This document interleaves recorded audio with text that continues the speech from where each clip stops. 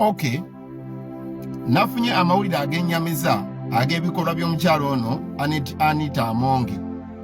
Okusooka nze bwe nawulira bannupu nga boogera nti yali emabega w'okulemesa abantu ababiri abaali basuuse okuvaayo okwesimbawo ku tiketi ya National Unity Platform. Nasooka n'ekiraba ng'ekyokusaagamu.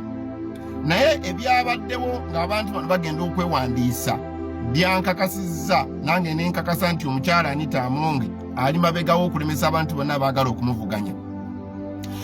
Era nalaba akatambi nga owayiswa mufumbiro amuyita mafiya nga pulezidenti amugamba ye olimi nga lw'okozesa lukambwe. N'amugamba kye kigambo ekituufu oyo mafiya. Nange olwaleero Anita Amongi Speaker wa Parliament ya Uganda nkulangiridde nti oli mafiya. Kubanga basooka ebitongole by'ensi yonna ne bikuzuula nti oli mukenuzi, oli muli wanguzi nakinku. Era obwa sipiika bwo bukoma mu Uganda wokka. Tokkirizibwa kugenda mu nsi yonna kuli presentinga Uganda nga sipiika kubanga ensi yonna yakuzuula n'ekutongoza nti oli muli wanguzi. Mary Karabosira basaka yarabo. Rebro kosika tararaba.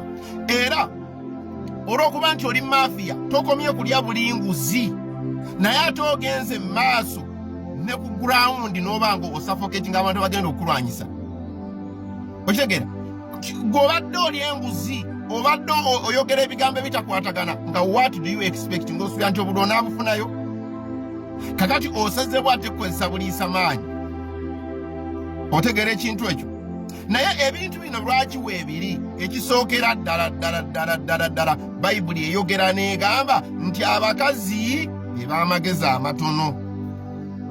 Si buli mukazi nti w'amagezi matono naye buli mukazi lwavayo n'alaga nti w'amagezi matono ekyawandiikibwa kiri ffe tuba nakyo mu Bayibuli nga tukijjayo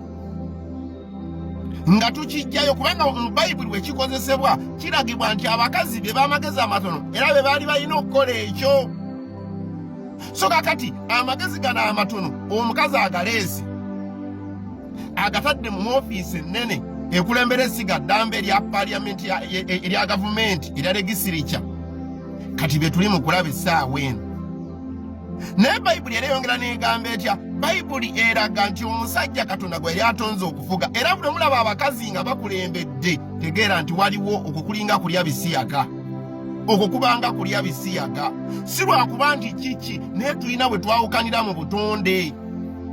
Omukazi ayinza okuba nga mugezi bw'amaanyi yasoma buli kimu naye waliwo akantu omusajja kaaba amusinga ono ataasoma. Otegeera ekintu ekyo si mu bubi naye that is the law of nature. Eryo etteeka ly'obutonde. Omuntu yenna leetayitaga kumala budde ng'awakanya wabula okurespectinga. So olw'okuba abakazi basobola okukkiriza nonsense yenna yenna Museveni gw'aleeta ku mmeeza y'ensonga lwaki baayagala mu bifo byonna era baawadde vice president mukazi, speaker wa parliament mukazi. Kati esigali kakati ne kibeera nti abakazi abasitationinze buli wantu. Genda mu bukiiko bonna obwo bakazi. Ekigendererwa ki? They are easily manipulated. Okutuukiza kiri Bayibuli kyegamba nti abakazi be b'amagezi amatono. Ab'amagezi amangi munansonyiwa Mukama abawa omukisa. So n'ekirala Bayibuli kyeyogera egamba omuddu okufuuka kabaka nti kya muzizo oba kijja nkunene ng'omukopi oba omuddu okufuuka kabaka. Kati ono tulaba omukyala eyazaalibwa eyo gye yazaalibwa n'ajja e Kampala nga n'abeera gye yali nga tamanyi neevaamu nga ye one-eyed woman amanga the blind neyesimbawo kafo k'obwemupi n'akafuna n'ajja e Kampala nga ne Kampala gyazze yali talina waabeera nti ayinza okuba nti yabeerako mu Kampala emyaka 5 oba 10 n'atuula mu ntebe. Kati ali mu kwabusinga power, ali excited, ali overwhelmed by byalaba, buli kimu akikozesanga bw'ayagala kubanga teyabisuubira, kubanga teyateekebwa kulembera. Talina be yakula alabanga bakulembeze ku byalo nga babuvunaanyizibwa nga bakuuma bawa abantu ekitiibwa era nga bassaamu eddembe ly'obuntu ekitiibwa. Otegedde ekigambo ekyo. Kakati wano nkoowola abantu mwenna ab'ekibiina kya National Unity Platform nti ekiseera kituuse kati muyambeko abantu bano baggulewo emisango mu kkooti ng'ekibiina kisobola okuteekayo petition kati kubanga tunagenda mu kulonda.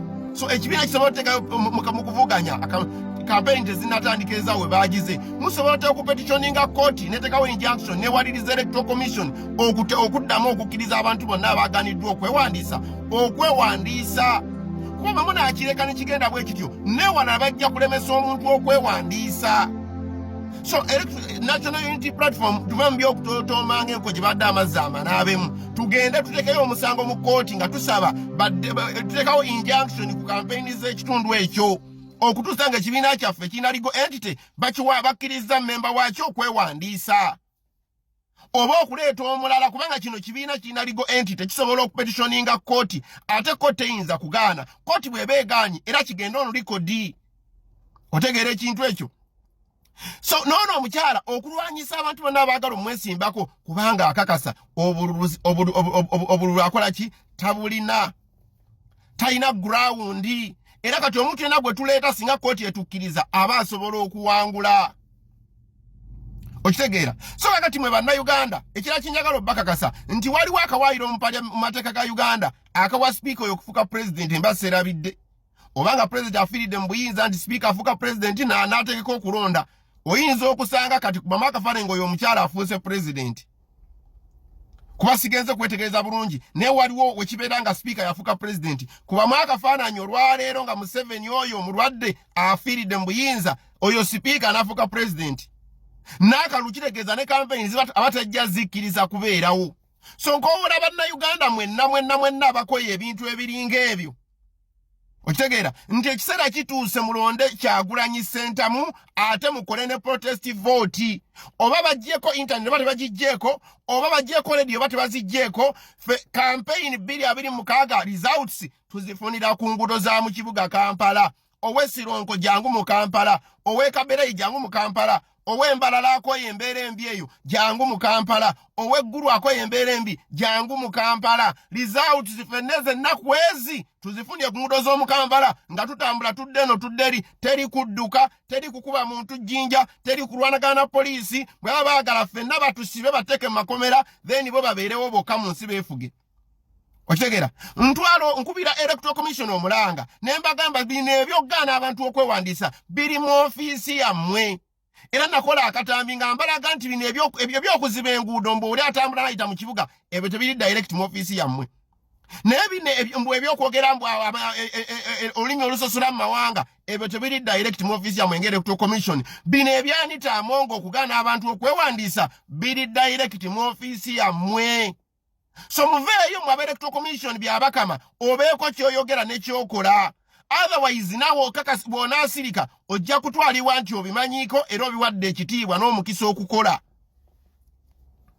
Mukama abawo omukisa nga mulokoka era Mukama abawo omukisa nga bannayuganda mwevaamu nga mussa mu nkola ekintu bayita protest vote teri agenda kubayamba okitegeera. Ono Anita Amongi avvoola Katonda agamba yakkiriza mu taata n'omwana okitegeera n'alifaalinga Museveni nga Katonda kitaffe ne mutabani we ng'omwana kati suubira singa mutabani we akola kuupu nga sindika racket ey'abantu ababi ebeera emaze okunywera mu ggwanga lya Uganda eba emaze okusimba emirandira mmwe mwenna abalowooza nti bino ebintu byakusaaga njagala okubagamba leero balemesezza oli kwewandiisa gwenkya bajja kukulemesa kufuna ndagamuntu gwenkya bajja kukutwalako ttaka lyo ery'abalala balitutte n'olowooza batutte ery'abalala n'eriryo bajja mwaba amasomero ndi sente kati zaaki zakuteeka mu URA newammwe batuuse mwabasuubuza abadde bakyegumiza mugenda buli omu agenda kukiraba atannakiraba